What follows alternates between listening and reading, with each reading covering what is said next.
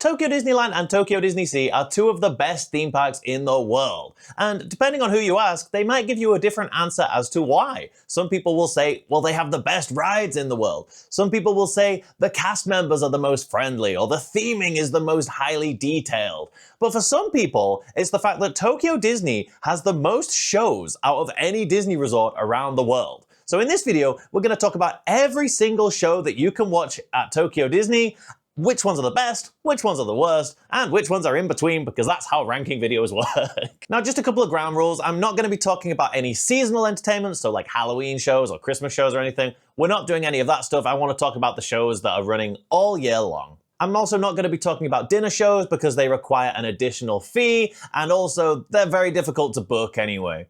I mean, I really should say that to begin with, like if you're planning a trip to Tokyo Disney and you're not getting a vacation package, if you want to see a specific show that you see in this video, you will have to arrive pretty early and pay extra to guarantee viewing.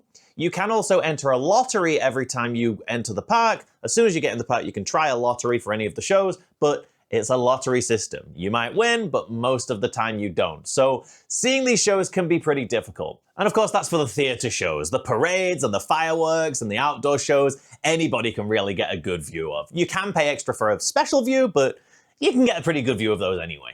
Okay, so in classic ranking video format, we're gonna start with the worst and we'll end with the best. And in my opinion, the worst show currently running at Tokyo Disney Resort is a show that started off as a tiny little parade for kids to teach them a silly little dance, and then the song got really popular with Japanese locals, and COVID happened, so they moved this show into a theater. It's just this tiny little show with a few characters. This is Jamboree Mickey Let's Dance. Now, the whole concept of the show is, like I just said, it used to be a little parade where they teach you a dance, and all the kiddies can stand up and do the dance. Whereas now, it's a show where they teach you a dance, but you have to stay sitting down. And even if you get beyond that just absurd sort of idea behind the entire show, it's just not that interesting, especially if you're coming from abroad. It's all going to be in Japanese. The lyrics to the song are in English, but it was originally designed for very young children. They come out, a few performers are there, a few Disney characters are there, they do the dance, and then they go back in. It's really not going to be worth watching if you're visiting the park. Now, this show was running in Disneyland and DisneySea because it's the worst show in the park, so let's do it twice. But the one in DisneySea finally ended. Right now, as I record this, there's something called Dockside Splash Remix. The names we have are ridiculous. But that's a special summer show. We're not sure what will happen to that theater in the future. So when I make the 2026 version of this video, we may have another one to look at. The next one will not be in next year's version of this video because it's going to finish running in March 19th of 2026. This was part of the 20th anniversary of Duffy and Friends, the enormously popular teddy bear character who eventually somehow became friends with a turtle and a dog. And are they all stuffed animals like in universe, or is just Duffy a sentient teddy bear who met a real cat?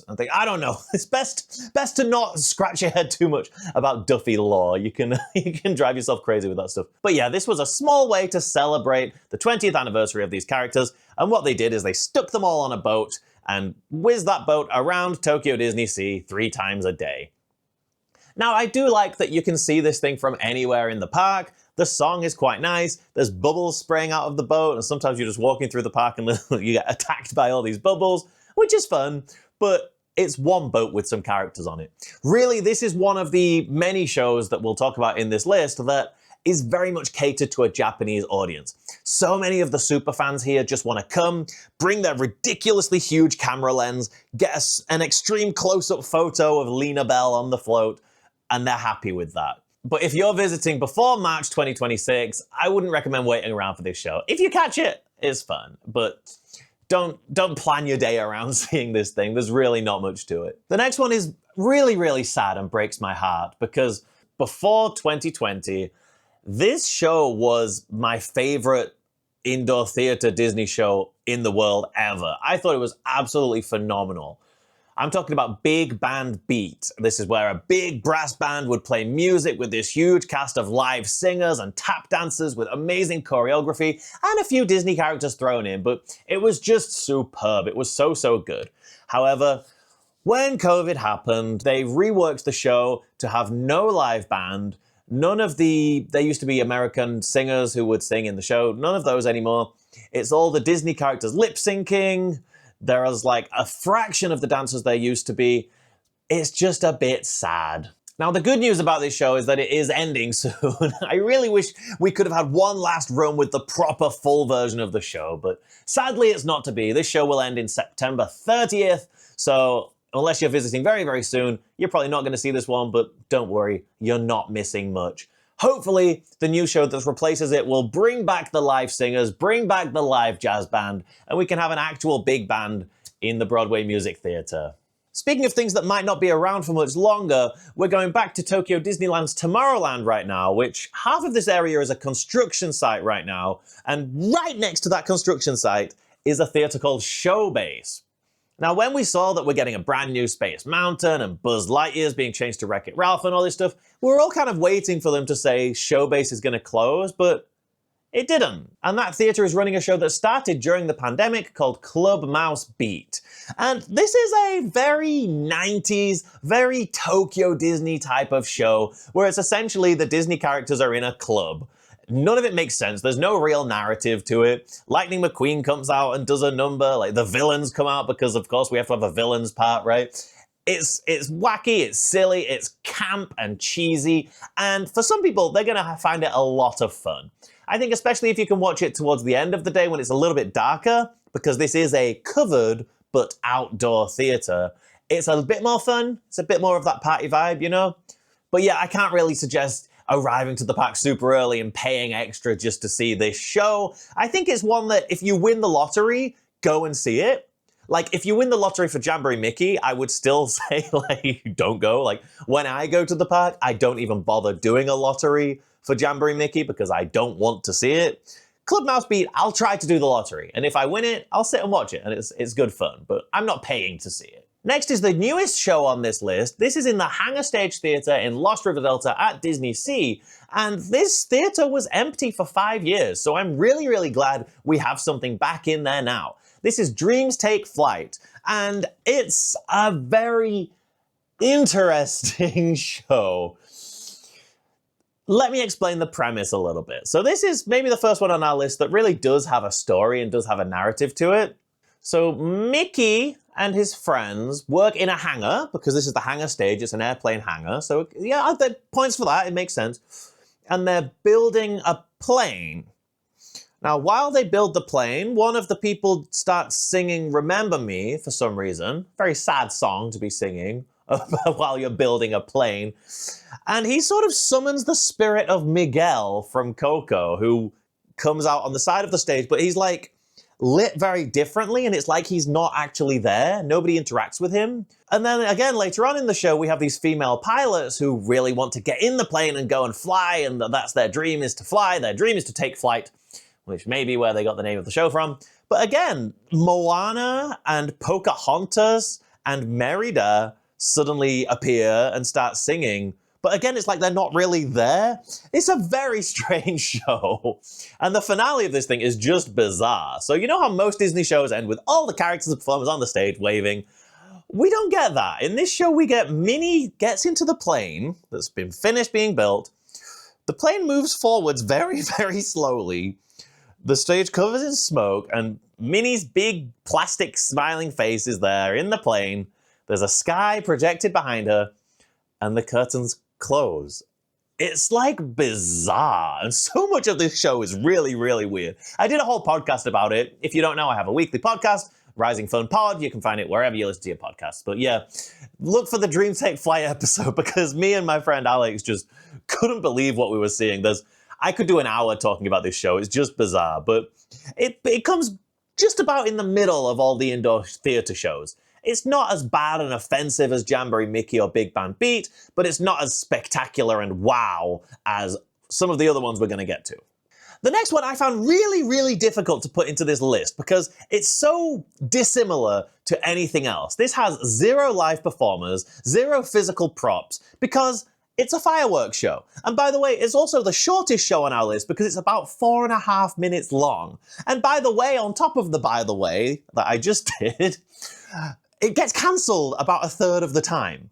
Tokyo Disney is right on the bay, and they get very high winds, and when there's high winds, the fireworks get cancelled. Oh, and also on top of all this, if you imagine in your mind a fireworks show at Disneyland, you're going to be looking at the castle and see fireworks behind the castle, right? Well, they're not. They're off to the side because they do them right in between Disneyland and DisneySea, so that they only have to pay for one fireworks show for both parks, which is kind of funny. So, having said all of that, it's a Disney fireworks show. You get to see fireworks explode in the sky while you listen to Disney music. Like, what more could you want? There's really not much more to say than that. Again, it's 4.5 minutes long. There's not much that goes on, but it's good fun, and I'm so happy when it's not cancelled because it's just the ribbon on top of your magical day, you know? It just makes sense to end the day with some fireworks. The next one is that image you have in your mind of projections all over the castle with pyrotechnics spraying out of the side. And this is Reach for the Stars. Now, no closing date has been confirmed for this, and it's actually only a year old. It's still listed as new on the website. But I have my suspicions that this will not be on next year's version of this video. We've already seen some people who've taken photos of them rehearsing a Minnie Mouse themed projection on the castle after the park was closed one night recently, so we'll see what's in store for next year, but I think there's some pretty exciting stuff coming, so make sure you subscribe to this channel if you don't want to miss any of that. Reach for the Stars is a 20-minute advert for Disney Plus that's projected onto Cinderella Castle in Tokyo Disneyland. The theme of the show is flying, which is also kind of the theme of Dreams Take Flight, which we already talked about, which is interesting. But anyway, and this theme, there's a lot you can do with this, right? We see You Can Fly, which you would imagine. When I see an elephant fly, a whole new world. These pivotal moments in Disney movies where flying is a metaphor for release and for accepting yourself and for achieving your goals and whatever it is. But then there are also parts of the show where the theme gets very, very muddy. For example, Encanto, one of my favorite Disney films, is kind of thrown in there just because during the song Surface Pressure, there's a part where Luisa appears to be flying in the clouds. She's not really flying, it's just a kind of abstract scene, but it's like someone at Disney was like, oh, she flies, put that in.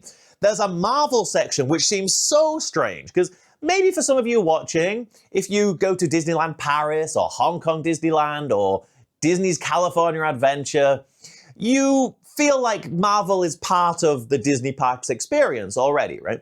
But for Tokyo Disney, it's really not. There are 0 Marvel rides. There are zero Marvel characters you can meet. There haven't even been any Marvel merchandise in the parks until we added Groot to It's a Small World temporarily this spring and sold a bit of Groot merch for that. It's very strange. So suddenly seeing Marvel and hearing the Marvel music is like, it gives you whiplash. And like, I just talked to a friend about this recently who was like, how did we not get Star Wars?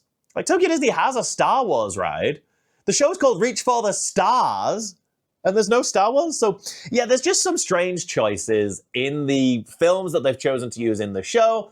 Having said that, you get to hear Disney songs, see projections on the castle, see pyrotechnics firing off. So I can't complain too much. It is a nice way to end your day, but it's something that I miss a lot of the time. This next one is very difficult to explain. There's a good chance you will not see this show, and it's not because you failed to win a lottery, it's not because you didn't get there early enough, it's not because you didn't pay extra and make a reservation, it's because the weather was too nice. The weather was too nice? Yeah. So I just want to take you back quickly to the first time I ever came to Tokyo Disneyland, which was in 2017. And there was one day where it started to rain gently, and we heard an announcement that the nighttime parade was cancelled. Oh, what a shame. And then we heard some music playing, and we saw some floats coming through.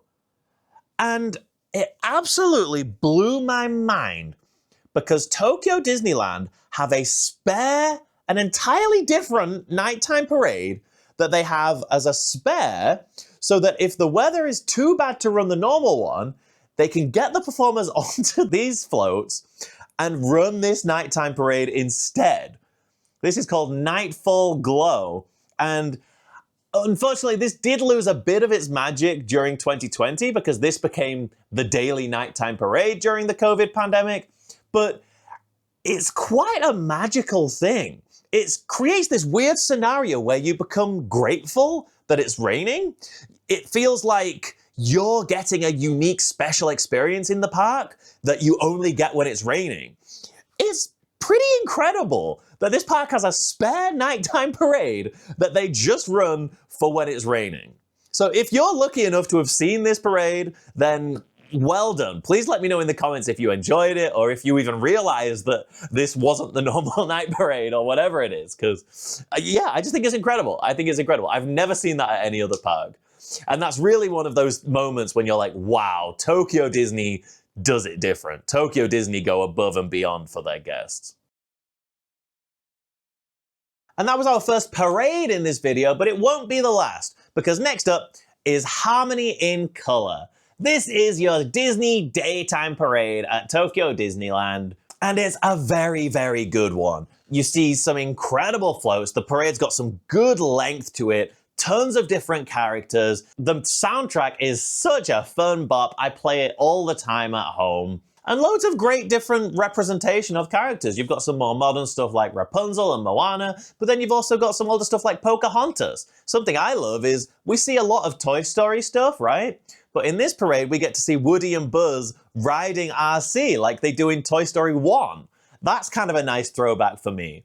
The Zootopia float is great with the little mouse, little mice in there, oh, they're not mice, are they? Hamsters? Guinea pigs? Gerbils? Not sure what they are.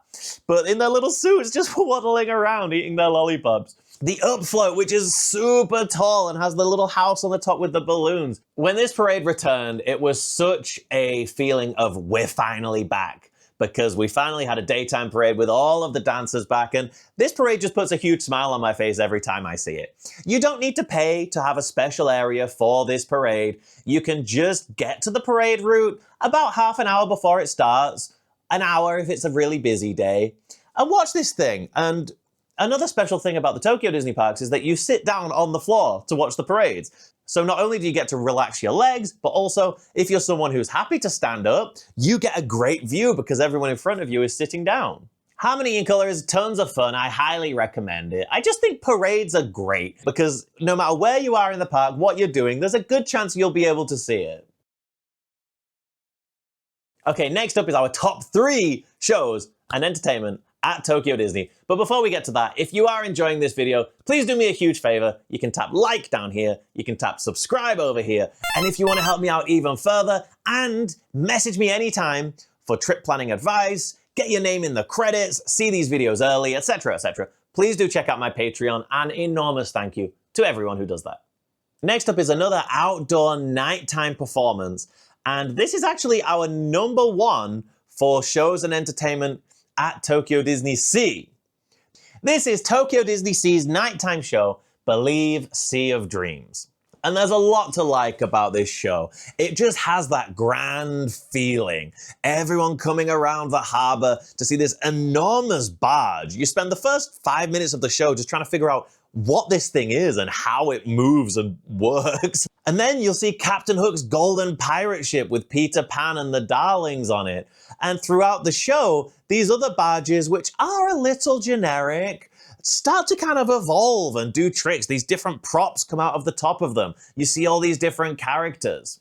I do get a little bit nitpicky with this show because it replaced Fantasmic, which had a giant dragon and was so well paced, where it's all about Mickey's dreams and imagination, and then, oh no, the villains take over and he has to fight the villains, and then we get the big grand finale. This is a modern Disney show with modern Disney movies, so there aren't really any villains. And you get to this point in the show where it's supposed to be that tension building, and they just show like clips of, oh, Maui was angry at Moana, isn't that terrible? And you're not really invested in it. It doesn't have the same impact. Having said that, the whole lagoon does still set on fire. Water setting on fire will never cease to impress me. I also love when the volcano erupts into huge flames at this part of the show as well. A fantastic soundtrack to this thing. Some of the best Disney songs, especially from the modern films. We're talking Coco, Frozen 2, all the good stuff. Of course, Friend Like Me is in there because Disney seemed to find it impossible to not put Friend Like Me in their nighttime shows. But hey, DisneySea has a whole area of the park that's themed around Aladdin, so they get a pass. This is another one that can feel a little bit like a Disney Plus advert at times, but like I just said, everything does tie back around to the park itself. You've got Coco because we have a Mexican-themed area of the park. Again, Aladdin because we have Arabian Coast. Peter Pan, Frozen, Rapunzel are all in Fantasy Springs. Little Mermaid, we have a whole area of the park themed to Little Mermaid, so Little Mermaid gets a part of the show. And that's our one villain appearance as well, because we do get Ursula there too. Believe Sea of Dreams is the perfect way to top off your Tokyo DisneySea day. Personally, I do skip it quite a bit though, and there are a couple of reasons for that. One, if you're exploring Fantasy Springs, which is the hot new thing, it's very far away from Believe Sea of Dreams, which is right at the entrance of the park. The other thing is, especially on a busier day, Tokyo Disney closed the ride queues before the park closes. And if you're watching Believe Sea of Dreams, there's a good chance you're not going to be able to get on any of the big rides after that, and your day kind of comes to an end, which is a bit sad. Having said all of that, it is a fantastic way to end your day, and I do recommend watching it. Okay, top 2 now. And this is our best indoor theater show at Tokyo Disney Resort. This is in Tokyo Disneyland in the brand new Fantasyland Fantasy Fan Music Theater. That's not what it's called. Fantasyland Forest Theater. That's it. In the Fantasyland Forest Theater, which is right next to the Beauty and the Beast ride. This is a gorgeous theater. It's all like woodland carvings and things in the walls. And you get into there and you see this spectacular show. It really is very, very impressive. This is the sort of show that it feels like you could only do in a Disney theme park because the theater itself has all these tricks to it and things. But yeah, this is just a wonderful show. It's a very simple premise. Mickey and his friends find this magical music box, and whilst they're turning it, they see performances of classic Disney songs, Be Our Guest, Hakuna Matata, all this great stuff. And then they get to the point where the song's missing, and they have to create their own song at the end of the show. Whilst the dialogue's all in Japanese, there are some English spoken words in the show, but it doesn't even matter because it's just such a visual spectacle. My personal favorite part of the show, spoilers, is suddenly this enormous pirate ship seems to appear out of nowhere, and you have Ursula's tentacles wrapped around it, which then goes into a Yo-Ho Pirates of the Caribbean section, and then suddenly Captain Hook appears on the ship, and it seamlessly goes into Peter Pan. It's a very well thought out show with some great special effects, great magic tricks to it, really well paced. Oh, it's fantastic. And this is absolutely a show that I do recommend getting to the park early and paying extra for your seating. It's not cheap, it's 2,500 yen per person, which if you're coming on your own, you can probably do. If you're coming with a family of 5, it gets kind of steep pretty quickly. So fingers crossed for you that you win the lottery instead and you don't have to pay. But if you're paying for any of the shows, I think this is the one. Mickey's Magic Music World at Tokyo Disneyland. I love it every single time I watch it. And with that, my friends, we come to the number one, the best of the best. The greatest show at Tokyo Disney, and this sort of combines all of my favorite things. You may have noticed that I ranked nighttime entertainment a bit higher because I just think at nighttime things are a bit more magical, right? And it's easier for things to wow you. I also love a parade. I love that they're so easy to watch. I love that they envelop the entire park and it feels like the whole park has something magical and special going on. You can probably see where I'm going with this. Tokyo Disneyland Electrical Parade. Dream lights, do. This parade is just perfect. It perfectly does what you want modern Disney to do, which is to be super nostalgic and take from the past and draw from the past and preserve the past, but also add to it and add extra sparkle. This parade is enormous because they've essentially kept the old version of the parade that's been running for decades that with elements that are very, very similar to versions that have run in California, Disneyland Paris, Magic Kingdom. So this could be super nostalgic for you if you've been to any of those parks. But over the years, they've added a Frozen float. They've added a Tinkerbell float, which plays, of course, the fantastic Selena Gomez song, Fly Into Your Heart in the background. They've added Rapunzel to the show. They've made these additions, but they've kept the older stuff as well, and it results in this monster of a nighttime parade, which goes on and on and on in the best possible way. And again, you get to sit down when you're tired at the end of your Disney day. When me and my family go, we normally get there 45 minutes to an hour early, so you can sit down, have a couple of snacks. We normally get a couple of burgers or whatever and eat them while we're sat there. And then you're sat right at the front to see all of these amazing floats. The dancers are fantastic. You get to see so many different characters. The soundtrack is wonderful. And there's no excuse not to watch it. Like, I've actually never paid extra for the special viewing for this because, like I said, it's so easy to get a good spot wherever you are in the park. But if you are someone who's just throwing money around, one, again, I have a Patreon, thank you. And two, yeah, pay for a DPA for this because this is fantastic. And if you can pay for a DPA, you can completely relax, get there 5 minutes before it starts and just see the best Disney parade that's currently running in the world, probably. If there are any super nerds watching, my personal favorite Disney nighttime parade was always Fantalusion. I never saw it in Tokyo, but I did see it in Paris. And the way all the floats transformed and stopped, oh, that was just mind-blowing to me as a kid. But anyway, if you are thinking about visiting Tokyo Disney anytime soon, and you're wondering which of the Disney hotels to stay at, I have a whole ranking video ranking every single Disney hotel because I've stayed in them all, except one. So you can check that video out right here. Thank you so much for watching.